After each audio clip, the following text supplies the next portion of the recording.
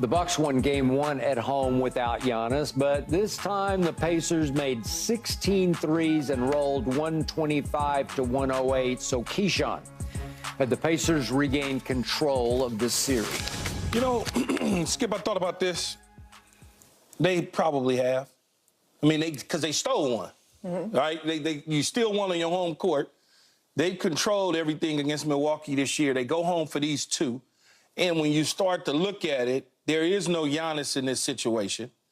Dame didn't have the best game, okay? And now you start to say, when you got guys like Miles Turner just doing what he was able to do, and obviously Siakam did, that's the big focal point, the name Siakam. Yep. But the X factor is a guy like Miles Turner. When he's able to go 9 of 15 from the floor, 3 of 6 from 3, make his free throw and give you 7 boards and 6 assists from the center position, you're gonna win a lot of games. Now, you can say, well, Brook Lopez cancels that out. Not really. Not really, because no one can cancel out Siakam. You didn't get what you needed to get from Middleton, right? You didn't get enough there. Patrick Beverley doesn't add anything from an offensive standpoint. And then Dame wasn't the same Dame as he was in Game 1, 35 in the first half, even though he didn't score in the second half, and he only had 1 or 2 shots in the second half. But he could have sat down on the bench and been fine, right? He didn't even have to play in the second half. I think, though, if they could somehow figure out how to get Giannis back and healthy enough to play, they may have a chance. Otherwise, I believe that the Pacers feel like they're the little brothers of them. And they getting ready to handle business at home and go up 3-1. Worth the risk to try Giannis in Game 3 or 4? I don't know what his injury is. I don't know. It depends on what is he capable of doing it. Like, you know what I'm saying? You don't want to put a guy out on the floor because you're looking at the scoreboard and you're panicking. You don't want to do that and force him out on the floor unnecessarily. Is he capable of going? That's the question. Can he go? If he can go, then put him out there. But don't try to force him out there. I mean, look, before the game, Doc Rivers talked to the media about Antetokounmpo, and he said that he's getting some shots up, that he's been, quote, on the floor a lot, that he's getting closer. We just don't know what closer means. How close is closer? Personally, I would be as cautious as it is possible to be. I saw the Kevin Durant movie where the calf strain definitely seemed to affect the fact that he tore his Achilles. You were talking about Giannis being a very different player than KD. KD, first of all, missed an entire year and the following playoffs. You don't want that if you're Milwaukee.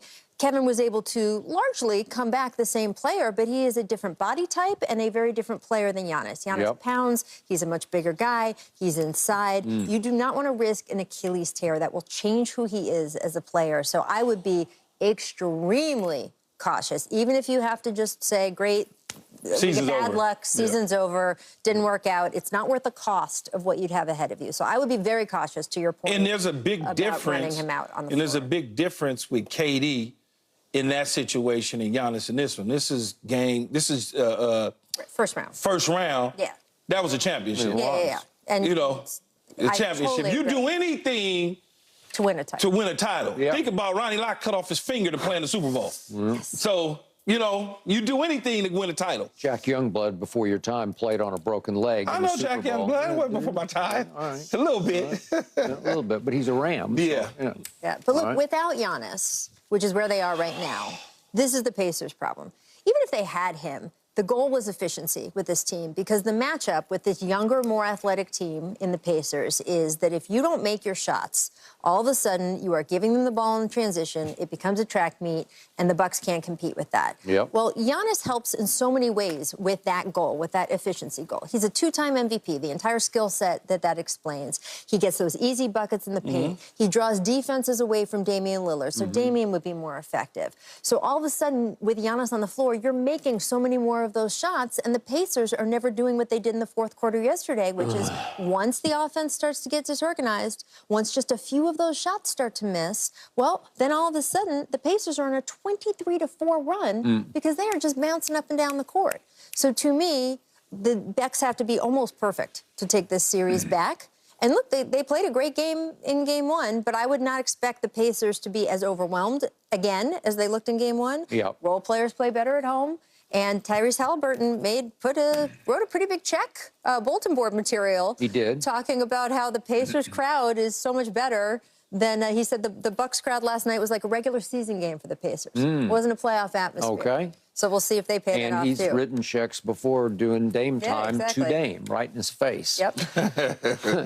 Okay. I'm with Rachel about the calf pull.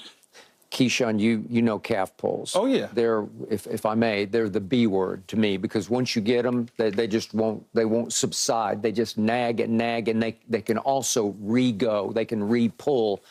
When you least expect it, you're out shooting shots. You think, I got this. And all of a sudden, there we go again. And it is all attached to the Achilles tendon, and it's too dangerous. And I'm with you. I'm waiting until next year. The Pacers beat you 4 out of 5 times in the regular season, and most of that with Giannis playing, obviously, and beat you badly 4 out of 5 times. So it's just a bad matchup to start with. It took Dame scoring 35 in the first half and then going scoreless in the second half. But 35 was enough because he punched them right in the mouth, and they weren't ready for that. And even though the Pacers won the second half, they couldn't quite climb back out of the hole that he dug for them. And then last night he had another sort of weird game. He scores 26 in the first half and then went quiet in the second half and scored only 8. And it was only a 5-point game at halftime. It's like Dame woke up and realized, I'm back in Portland, like I'm a big fish in a little pond again, and I don't have a lot of help around here, and there's no Giannis, and it's just me. And it's like deja voodoo. I'm back right where I started, right? Okay, so we've talked about emerging players. I think Pascal Siakam deserves some love here, because I'm looking at these numbers from these first 2 games. My God, he's just dominating. He's by far 70-some points. Yeah, 70 points. He went 36 and 13 in the first game, and 37 and 11, and 6 assists last night. Well, that's like superstar numbers, right? And again, there's no Giannis defending, but still, he's just taking these games over, and Indy hasn't had that kind of player, since Paul George, and even Paul he didn't have this kind of impact. That's sensational. So all of a sudden, he's bringing championship leadership. He is. Yep. He's been in the big moments, so he knows. Won a title. Yeah. He has a ring. Yeah.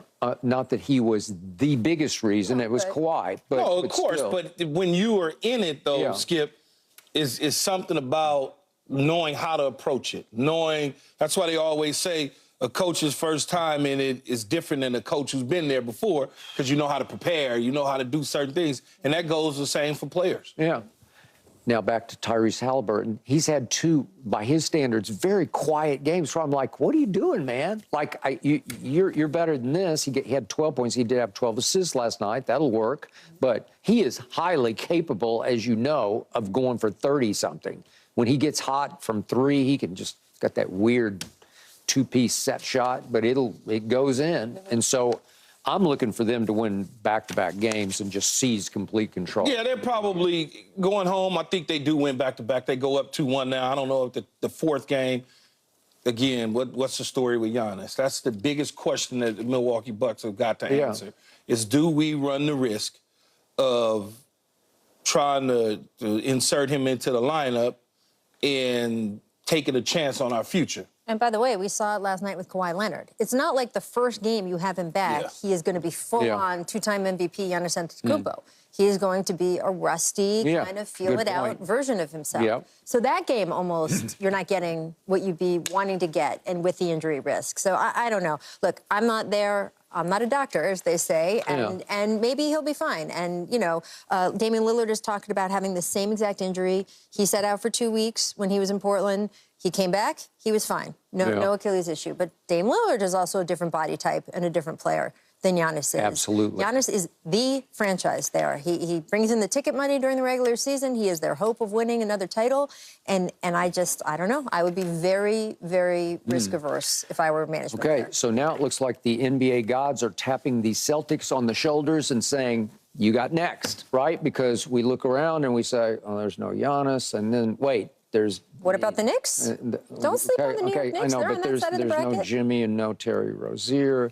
And they're like Embiid's shaky at best. And it's like, I don't know. It's Knicks or bust, right? Is that... On that side of the bracket, the Knicks are playing an injured Joel Embiid and have the potential, if they advance, and by the way, Philly still might have something to say about that, but if the Knicks advance, They're going to be facing either a very young Indiana team that, aside from Pascal, does not have a ton of playoff experience.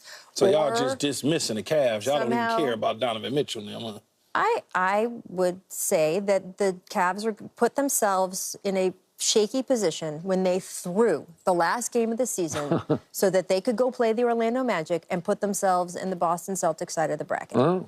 And that was their choice. They were leading that game.